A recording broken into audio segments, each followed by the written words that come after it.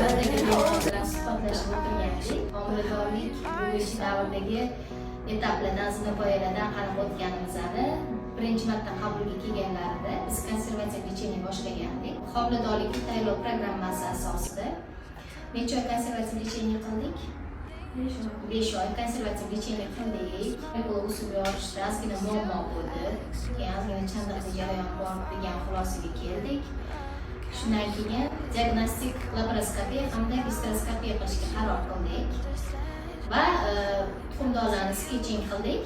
Undan keyin tuxumdonlar funksioneriz qilib, o'zi yorishni boshladi. Hech qanaqa jibaratsiz.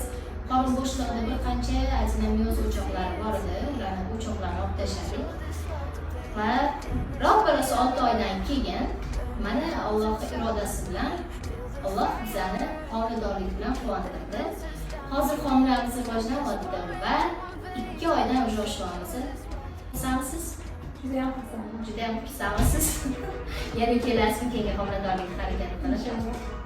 O'shaning uchun yana bitta hodisa efektlarimizdan biri yana bir oila inshaalloh Xudo xolisa to'liq va baxtli bo'ladi.